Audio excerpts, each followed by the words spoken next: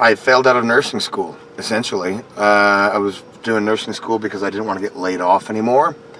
And pharmacology, by 2 points on the final, took me. And it was just, comedy's my Corvette. You know what I mean? Midlife crisis hits people. Divorce happens. For young 20-somethings, there's different things that pushes them into comedy, you know? For people my age that get into comedy late, divorce jokes are our dick jokes, you know? So we get over it eventually. But no, I've done project management and hosted things since high school, actually. And man, I didn't want to pay for a host. And I realized that a host is really important for a comedy show. And since I've done it, I just had to start writing jokes and practicing jokes. So I hit open mics real hard and did, I think, over 100 shows in less than 90 days just to practice up getting to where I could, justify not paying a host every time. But as, Aaron can vouch for you, in the beginning, I didn't host all of my own shows every time. I would get guest hosts as I was gaining skill. So I wouldn't burn my own crowds and stuff. But I got into comedy as a booker because other people don't have the weird skills I've got with getting shows and being the middleman between artist and bar owner, because those are two disparate worlds often.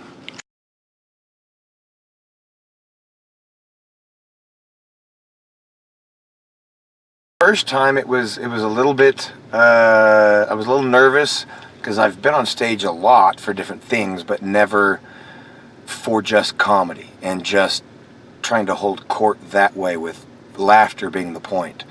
I've done training courses and taught classes a lot of times, but comedy's not the point.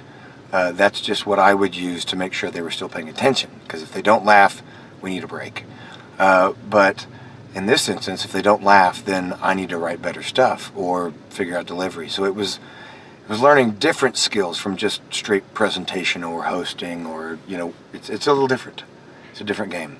So at first it was made me a little nervous that it was a bit out of comfort zone for me, but once I got used to it, I got sent to HR as HR during 9/11 because I made a joke before the second plane hit. So writing news jokes and being a comic is kind of being inappropriate is in my nature. I can't hold my tongue. So rather than get laid off, I'd rather get paid for saying dumb stuff.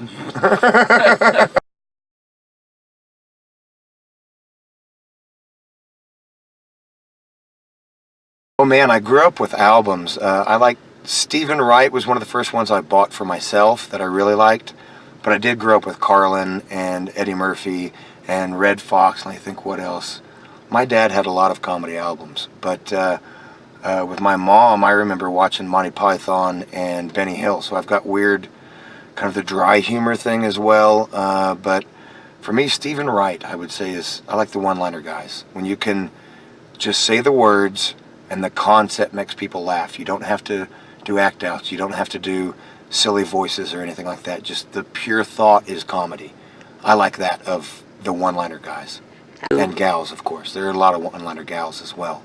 Joan Rivers is a great one-liner comic as well.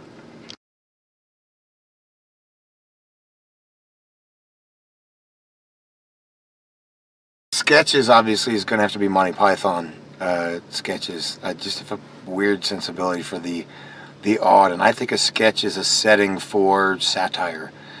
As far as like sitcoms, I liked Frasier for the dry humor bit, but Mork and Mindy I grew up with, and Three's Company and stuff like that. So some of the slapstick and silly stuff I liked as well. Current stuff, I don't watch TV. I don't have a TV. I have a 6-foot chalkboard which somebody else might put a flat screen. So I do other things. But Monty Python Search for the Holy Grail is my favorite. I know that almost front to back. But I'm trying to think. Airplane was a good film as far as comedy films. I like that a lot of films are giving stronger writing credence to comic relief in just superhero movies, and some dark comedies and stuff actually get more than just the slapstick or the macabre. It gets honest writing and stuff to I mean, superhero movies are still dumb, but uh, they do give a little bit, more attention to comedy and stuff for popular films these days.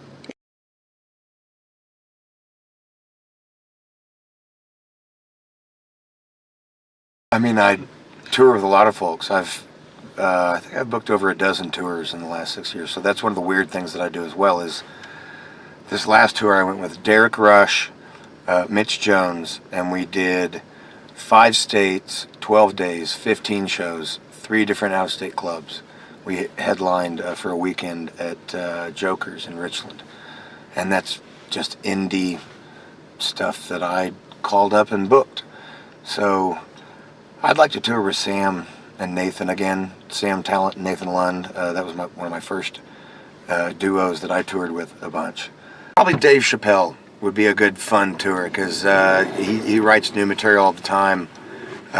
He's a great comic, and I think he'd be fun to hang out with the other, 20 hours we're not on the show, And that's part of touring. You've got to be able to tour with people that you can hang out with in the van and, on the road.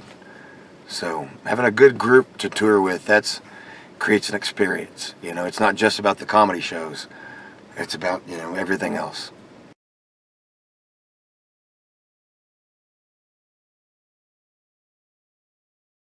Probably Sam Talent for a local comic, and Mitch Jones, because I've toured with those guys a lot and like those guys. They know me pretty well. Jeffrey Ross, we need 2 more. Lisa Lampanelli's hardcore, so I don't think I'd go that far. But I'd like. I want to see what Maria Bamford would come up with in a roast. That would be a weird thing that I would just, since I don't like roasts, let's make some weird things happen. And the last one, somebody brutally honest, either like Louis C.K. or Dave Chappelle or Chris Rock. One of those 3 would be pretty solid for a roast, I think.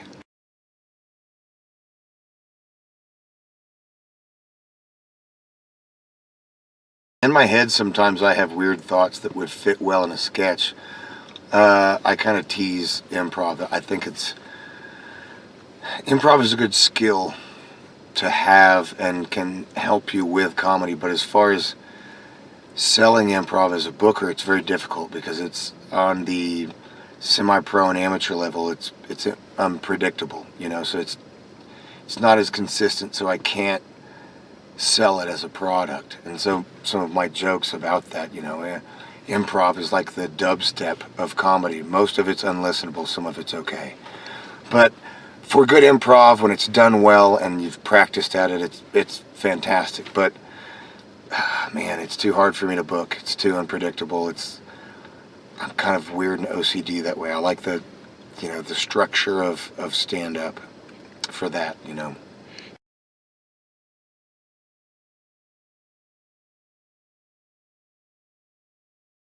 Hopefully, I can do it to where I don't have to run so many open mics to do stuff, and I can get a few more steady shows locally that can help sustain me and be able to not have to have a day job sporadically like I do now, and just tour 3 to 4 times a year because I like touring. I've done over, I think, 150 shows in over 20 states.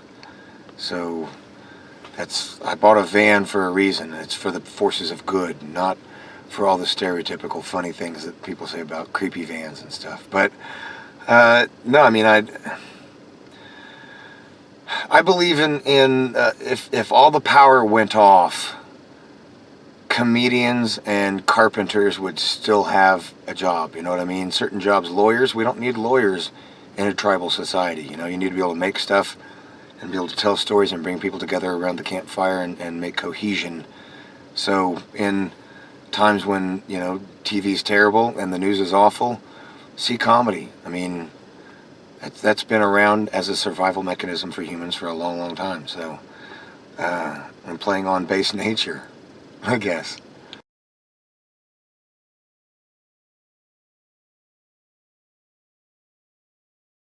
Facebook is a good place. Tobias Livingston on Facebook, 1748 promotions there. Tobias 1748 on Twitter and Instagram.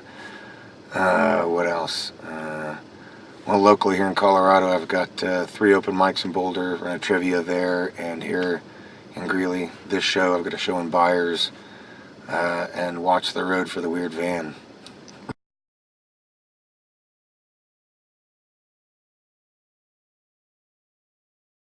I think after a comedy show, we should appreciate being able to come together as a group. That as a group, we're all different, but as an audience, we all just did the same thing. We all enjoyed it together. We had a good time together. It brought people together. And, you know, comedy and tragedy are 2 sides of the same coin. So as a comedian, our job is to make, you know, sometimes terrible things in society show you the funny part. How are we going to get through this together? And humor is what can do that. Humor is good medicine. And since none of us have healthcare anymore, we all need to laugh. So.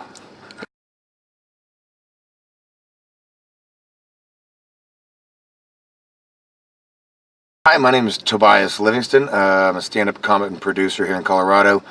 Being interviewed here for cutiepie.com. If you would, check out my stuff online, and of course, Sareth's stuff there at cutiepie.com.